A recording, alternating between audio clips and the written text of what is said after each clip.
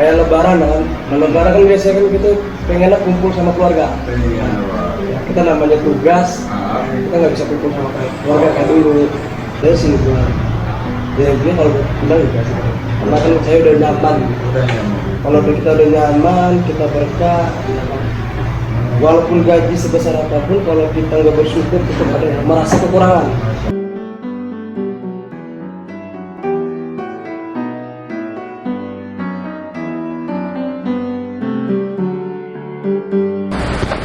Assalamualaikum Mas Sodik. Waalaikumsalam Ade. Sehat Mas Sodik? Alhamdulillah sehat. Ini baru turun jaga nih. Iya baru turun jaga. Dari jam berapa tadi jaga? Dari jam 8 pagi. Jam 6 pagi Sampai jam 8 malam. Berarti 12 jam ya? 12 jam. 12 jam. Itu tiap hari masuk? Kita 2 hari siang, 2 hari malam. 2 hari libur. 2 hari siang, 2 hari malam, 2 hari libur. Kalau libur ngapain? Ya dari aktivitas yang positif lah. Apa tuh aktivitas positif? Ya kalau lagi ada kerjaan ya kerja, kalau lagi nggak ada ya paling kita samping-sampingnya nyari keluar. Iya. Nyari. Udah berapa lama jadi security Mas Sodik? Dari 2018 sih. 2018 Iya. Ya, 3 tahun ya. Di komplek perumahan ya? Iya di perumahan. Dulu bisa masuk gimana Mas Sodik? Dulu ada kenalan sih, belum kenal. Jadi cuma sekedar kenal doang, baru kenal, nawarin. Ya saya berminat. Oh gitu. Tantangan atau gimana? Iya. Ini sih berminat. Ya karena waktu itu orang juga lagi butuh juga katanya. Ya akhirnya saya memberanikan diri lah. Coba. Ya alhamdulillah sih masuk sampai sekarang. Ada tesnya ya kalau security itu? Ya pasti dites lah. Ada tes terus apa? Diklatnya ya? Ya diklat pelatihan. Ini outsourcing atau dari ini? Ya outsourcing. Oh di bawah naungan. Ya. Bawah naungan. Waktu diklatnya juga dari yayasan? Dari yayasan. Oh dari yayasan. Berapa lama sih diklat security? Ya kalau dulu saya tahun 2018 itu sekitar 2 minggu lebih kalau ini. 2 minggu lebih. Dulu saya waktu dulu itu tahun 2018. Di mana itu? Waktu itu saya pelatihannya di PT Raharjo. PT Raharjo. Bayar itu? Bayar waktu itu 2.100.000 kita. 2.100.000. Cuman potong gaji. Yayasan. Cuman bukan yayasan yang sekarang, yayasan yang dulu. Ya. Yayasannya udah berbeda nih. Udah berbeda dulu. Tapi tempat tugasnya sama. Iya. Pindah-pindah. Gimana sih suka dukanya jadi pengamanan ini? Ya kalau buat sukanya ya kita, kalau buat dukanya kayak kita pengen biasanya kayak lebaran kan. Kalau lebaran kan biasanya kan kita pengen kumpul sama keluarga. Pengen Ya kita namanya tugas. Ya kita nggak bisa kumpul sama keluarga kayak dulu. Karena ya tanggung jawab. Ngikut jadwal tuh. Iya. Ngikut jadwal. Iya. Terus kalau pas tugas malam sendirian atau sama teman-teman? Sama teman-teman. Sama teman-teman. Suka ketemu yang aneh-aneh gitu nggak? Kalau itu sih alhamdulillah sih sampai sekarang belum. Oh belum. Cuma kalau teman banyak yang ngomong sih banyak ya, ada yang nemuin kadang-kadang. Itu di tempat lain lah. Ya kan? itu. Ada kejadian yang aneh-aneh. Gitu. Itulah. Aduh. Rasanya gimana tuh kalau ketemu kayak gitu tuh? Ya paling kita ya takut gak takut sih. Iya. Namanya makhluk halus begitu kan, kadang-kadang kalau nampakin bingung juga kita mau berbuat bagaimana, namanya makhluk halus. Mau diajak ngobrol nggak bisa ya? Iya. Kalau diajak ngobrol bisa, mendingan kita ajak ngobrol. Iya, ajak ngopi. Iya. Kan kalau pengamanan di komplek itu kan harus melayani yang di komplek itu ya? Warganya. Padahal kalau pas kita jaga di warga yang komplek yang gede, warganya kan macam-macam tuh. Iya benar deh, macam-macam. Ada kejadian aneh nggak? Lucu nggak? Ya kadang-kadang warga dibilang ngeselin nanti marah kan? Lucu yang lucu. Memang kalau warga itu kebanyakan sih sering komplain. Kadang-kadang komplain itu komplain yang kayak ada apa di rumahnya gitu. Kadang-kadang larinya ke security. Gitu deh. Ada apa gimana maksudnya? Kayak kan kadang-kadang namanya perumahan begitu kan, namanya kucing, hewan itu kan liar. Ada yang liar, ada peliharaan.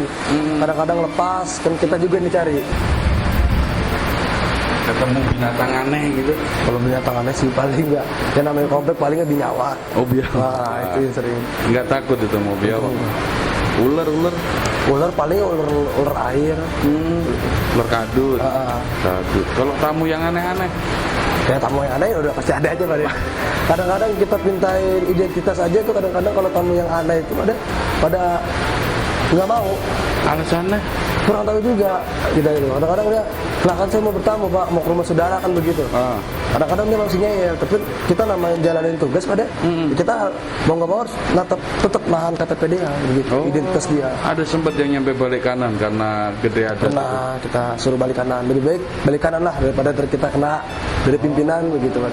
Terus yang mau dituju itu komplain nggak? Kenapa saudaraku nggak boleh? Nah, kadang-kadang kalau emang dia masih keke juga, paling dia emang telepon keluarganya jemput kemari ke depan. Begitu. Ada jaminan ya. Nah, jadi kan, kita tahu nih dia bertamu ke rumah ini, walaupun kita tahu bloknya, depan kita tahu bener nggak warga. Iya.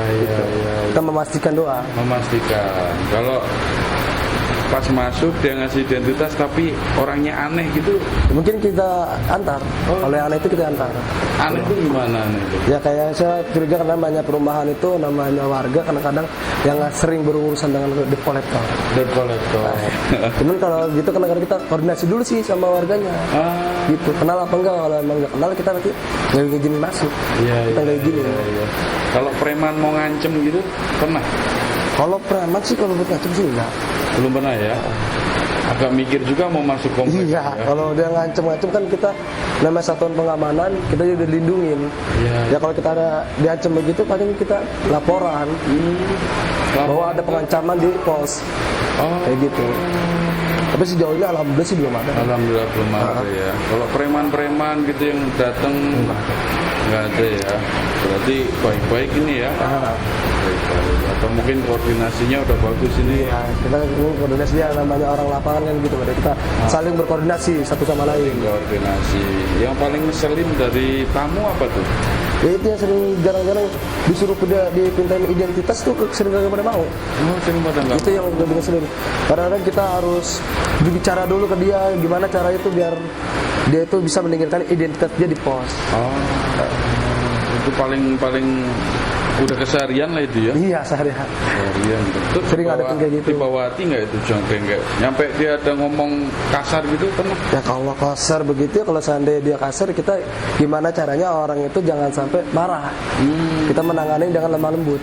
Wah itu. Iya. Kalau kita lemah lembut, dia pasti kan luluh juga walaupun dia marah sebesar apapun. Kalau kita lemah lembut pasti dia diem juga. Diajarin di mana tuh tegas tapi lemah lembut tuh? Nah kita kan pernah pelatihan juga Pak. Pelatihan. Kita diajarin satu cara menangani masalah ya semacam kayak tamu kan kalau lagi ada masalah nanganinnya itu secara apa, berbicaranya bagaimana. Kalau menanganin debt collector kita harus bagaimana juga, ada cara-caranya. Ada SOP-nya. Ya ada SOP-nya. Keren juga itu. Berarti gajinya gede tuh.